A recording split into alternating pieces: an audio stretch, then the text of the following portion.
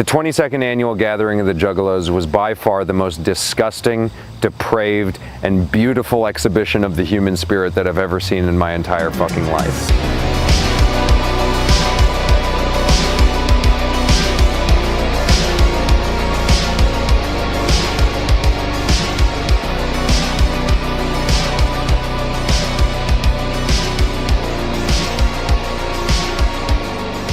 The amount of pure, unadulterated freedom mixed with the blatant disregard for societal norms and even the nature of reality itself was the most goddamn American thing that I've ever been a part of.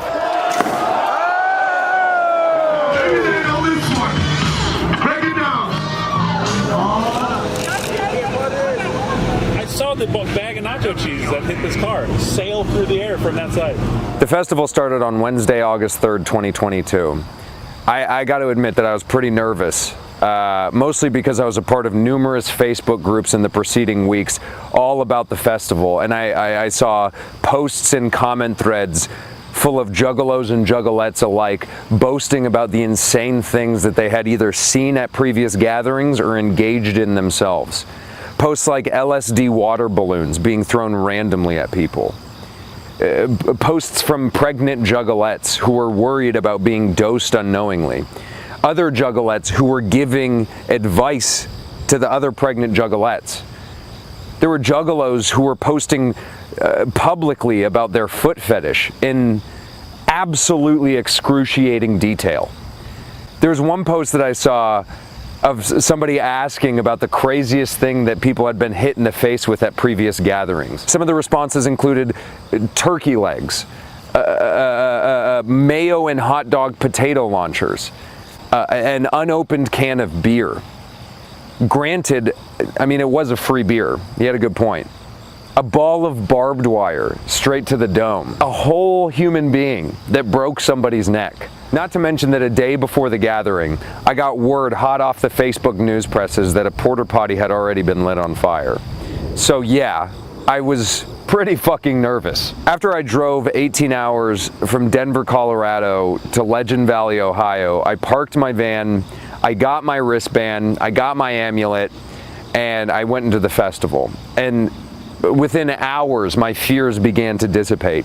I started seeing juggalos embracing one another, excited for the prospect of a weekend that was filled with drugs, alcohol, Fago, carnival rides, and most importantly, genuine love for horrorcore music and love for one another. The first night was fantastic. I walked around, I met a couple of people, I engaged in activities. It started pouring rain. As I returned to my van at like 3:30 in the morning, I realized that 4 days at the dark carnival can seem like an eternity. It's Wednesday. It's fucking Wednesday. One of the first things that I noticed when I walked around the festival is that it was essentially an open-air drug and titty market. I mean, there were juggalettes walking around openly with signs that read $1 tit flashes, $2 tit grabs, $5 motorboats, $20 butthole pics. $1 bedazzled titties. I mean, there were people walking around with signs that outlined all of the drugs that they had in stock. There were dab competitions, people selling nitrous balloons for $5 a pop. This shit was a fucking libertarian's wet dream. Carnival rides were integral to this festival. You can't not have carnival rides at the dark carnival. The thought of trusting a juggalo with any type of heavy machinery sent shivers down my spine, much less machinery that could potentially end my life. The first carnival ride that I went on was the Sizzler, because it was low to the ground, so if it had malfunctioned, I would only be paralyzed from the neck down. Obviously, I went on the Ferris wheel, and after I mustered up the courage, I finally made the leap to go onto the Tilt-A-Whirl, also known as the Joker. Now, for those of you who don't know, the Tilt-A-Whirl is a daunting piece of heavy machinery. It is a daunting carnival ride. ICP even has a song dedicated to the pure horror that it causes in the human psyche. It was a great experience, very fun. But I will say that alcohol, carnival food, and rapid rotations at a 90-degree angle don't really mix well. Another common occurrence at the gathering was bullhorns. A lot of people had bullhorns, and they were just yelling out random bullshit for people to listen to.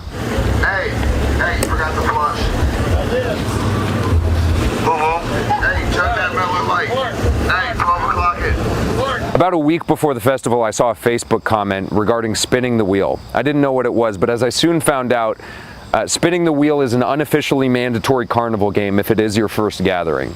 The wheel essentially has an assortment of insane shit that you have to do in order to get an ice cold natty light. We got a spinner at the beer wheel. Being my first gathering, of course my friends and I, we had to spin the wheel. Mostly due to the fact that it was day 4 of the festival and we had ran out of beer and we didn't want to get the shakes. My friend Corey spun the wheel first, and he got what they called a sour beer. And a sour beer is essentially where they take a full jar of the shit that they put on Sour Patch Kids and they pour it into your mouth and you have to chase it with a beer. It sounds fun and innocent on paper, but as Corey soon found out, it left sores in his mouth and he couldn't taste for the rest of the festival.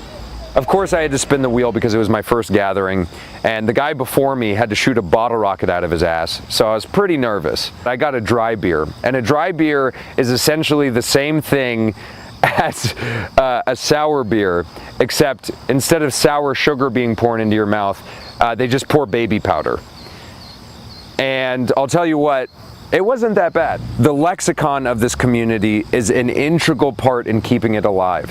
I would argue that it's even more important than nitrous or even Faygo itself. Many people are aware that Juggalos say whoop whoop. That's a common word that Juggalos use. When I first got to the festival, I felt nervous saying whoop whoop. I felt like I was appropriating their culture. But within hours, I was screaming it. Whoop whoop! Yeah, whoop whoop. Fuck yeah, bro. Whoop whoop! I'm not gonna lie, when you fucking yell whoop whoop in a group full of Juggalos, you feel fucking powerful. And Juggalos use whoop whoop for everything. They use it to express excitement. Now who would like to see some titties?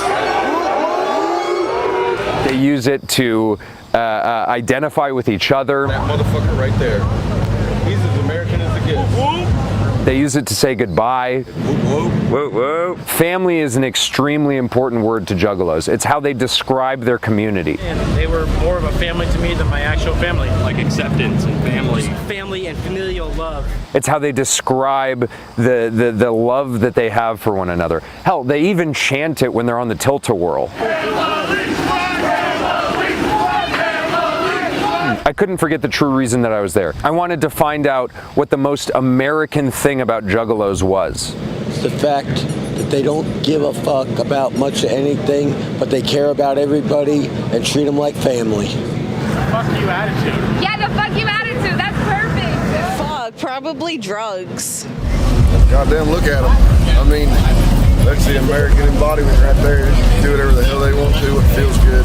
I wanted to find out their political affiliation. I'm a libertarian socialist. He's like a Republican if it had a hatchet and kept running. No, I want to see the whole world burn. You want to see the whole world burn? I'm like an anarchist. You'd say you're an anarchist? I see a little bit of liberal, a little bit of conservative, so I can see both sides enough. I can take a few from each and like see the differences and agree with different sides. I don't know. Juggalos also had strong opinions on what the American dream meant to them. I think that the American dream is only a dream for the people who are sleeping. It's like something that they just want you to go to fucking work all day, fucking 9 to 5, and eat a fucking drones. I used to believe in them. Nowadays, not so much. Well, I can't really say I'm proud to be an American right now. I will note that a common, even ritualistic occurrence at the gathering of the Juggalos is disrespecting the Confederate flag.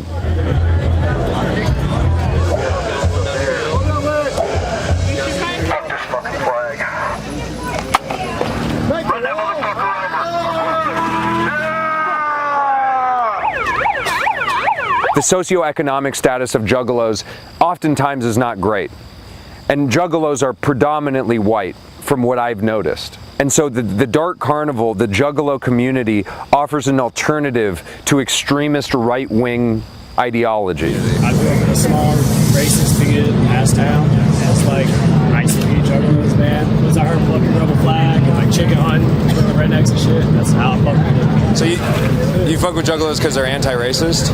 Yeah, hell yeah. That's like one of the big reasons that, I don't know, fucking love the carnival sounds, that shit hits. I entered the Dark Carnival nervous.